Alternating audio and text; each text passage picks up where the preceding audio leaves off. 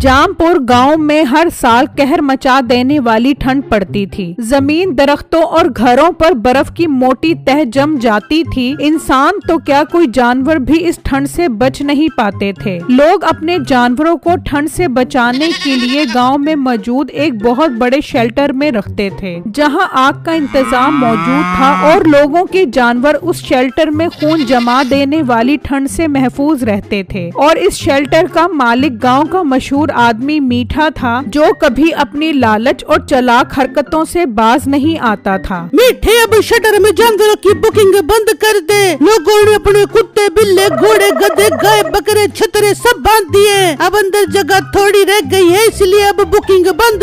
अरे नसीबो, तेरी माँ ठीक कहती थी। बचपन में तेरी गटर में गिरने की वजह से अकल छोटी और नाक मोटी हो गई है, इसलिए तेरे दिमाग में काम की बात नहीं आती। क्या मतबल तेरा मीठे? खबरदार, जो मेरी अकल को छोटा और नाक को मोटा का, तो मैं तेरी नसों में उंगलियां तोड़ के भाग जाऊंगी। अरे बेगम, तू मेरी बात का मतलब नहीं समझी। और मेरी कम अकल बेगम, यही तो ठंड का सीजन होता है जिसमें भर भर के कमाई होती है। मैंने इसे भी जाया कर दिया तो क्या फायदा होगा। मीठे, मैं तेरी बात का मतलब नहीं समझी। साफ साफ बता, कहना क्या चाहता है? ठहर जा, वो आदमी गाय लेकर आ रहा है ना, अभी समझ जाएगी तू मेरी बात का मतलब। वो आदमी ठंड से बचाने के लिए अपनी गाय लेकर मीठे के पास आता है। मीठे भाई, जल्दी से मेरी गाय शटर में खड़ी कर लो, बहुत ठंड है। सारी रात में मेरी गाय की ठंड में ठिठर ठिठर कर कुल्फी जम गई है। अरे तो तुम्हें भी गाय को रात को ही लेकर आना चाहिए था ना। अब तो शेल्टर फुल हो गया है, अब अंदर जगह नहीं है गाय को खड़ी करने की। मीठे भाई, आप क्या कह रहे हो?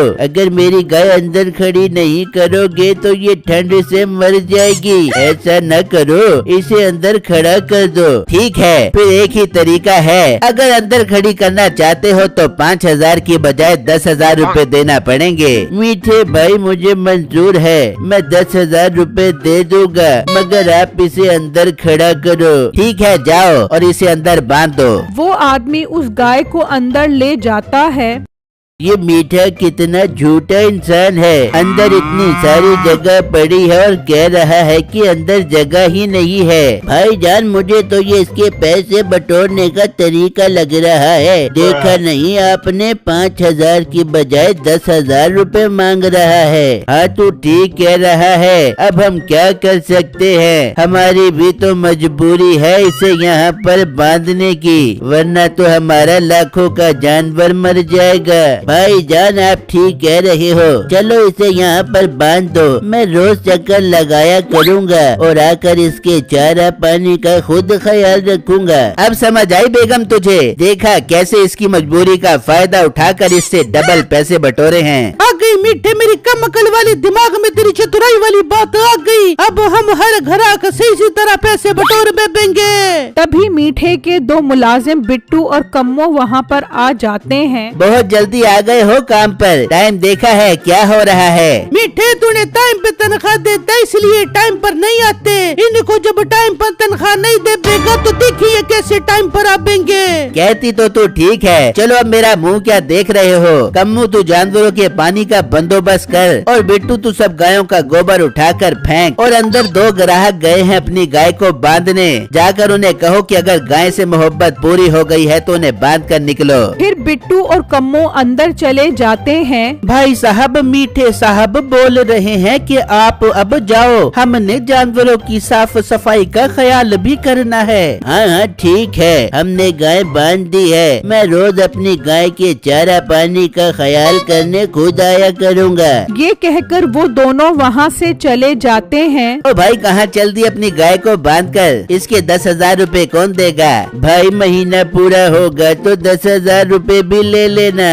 यहाँ महीने के बाद वाला काम नहीं, बल्कि ये मीठे का शेल्टर है और मैं पैसे एडवांस में लेता हूँ। ठीक है, मैं कल आऊँगा अपने जानवर को चारा डालने तो पैसे भी लेता आऊँगा। फिर वो दोनों वहाँ से चले जाते हैं। रात होती है तो मीठा अमीर होने का ख्याल सोच रहा होता है। मीठे, इस बार तो तूने कोई बड़ा हाथ मारना है। लोगों के माल मवेशी इस वक्त मेरे पास हैं और मुझे इस मौके का फायदा उठाना चाहिए। मैं कल ही कम्मू और बिट्टू को इस मकसद के लिए इस्तेमाल करता हूँ। फिर अगला दिन होता है। मीठा कम्मू और बिट्टू दोनों को अपने पास बुलाता है। तुम दोनों मेरी बात गौर से सुनो। इस वक्त हमारे शेल्टर में बहुत सारे जानवर खड़े हैं और हमें इस मौके का फायदा उठाना है। तुम दोनों ने हर रात को एक एक जानवर यहाँ से ले जाकर जंगल वाले शेल्टर में खड़ा करना है। मालिक, इस तरह तो लोगों का शक हम पर ही जाएगा, क्योंकि इन्होंने तो सारे जानवर हमारे पास रखवाए हैं। अगर हम चोरी करेंगे तो वो हमसे ही लेंगे।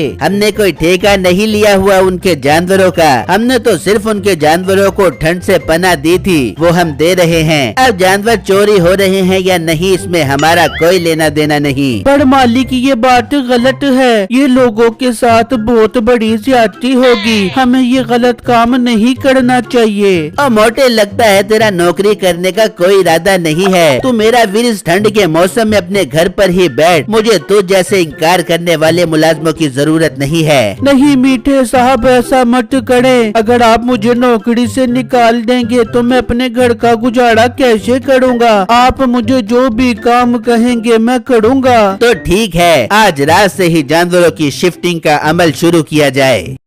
तभी वो आदमी भी अपनी गाय के लिए चारा ले आता है और सीधा अंदर चला जाता है। मालिक, इसके काम देख रहे हो, इजाजत भी नहीं ली और सीधा अंदर चला गया। कोई नहीं, करने दे इसे। इसकी गाय के भी थोड़े दिन रह गए हैं। और हाँ, एक बात का ख्याल रखना, ये रोज चारा डालने आता है, इसलिए इसकी गाय को सबसे आखिर में लेकर जाना है। फिर रात होती है तो बिट्टू और कम्मो एक एक जानवर खोलकर ले जाते हैं और जंगल वाले शेल्टर में पहुंचा देते हैं। इस तरह रोज वो एक एक जानवर ले जाते हैं और मीठे के शेल्टर में आखिर उस आदमी की गाय रह जाती है। फिर अगले दिन जब वो आदमी अपनी गाय को चारा डालने आता है तो परेशान हो जाता है। यार, ये क्या? यहाँ तो मेरी गाय के अलावा और कोई जानवर नहीं है। ये सारे जानवर कहाँ चले गए हैं? हालांकि अभी तो ठंड भी बहुत ज्यादा है, फिर लोग अपने जानवर वापस क्यों ले गए हैं? खैर, वो आदमी चारा खिलाकर वहाँ से चला जाता है और रात में बिट्टू और कम्मो उसकी भी गाय को जंगल वाले शेल्टर में ले जाते हैं। अगले दिन जब सब गांव वालों को पता चलता है तो वो मीठे के घर के बाहर खड़े हो जाते हैं और मीठे से अपने अपने जानवरों का मुतालबा करते हैं। गांव वालों, अपना मुंह संभाल कर बात करो।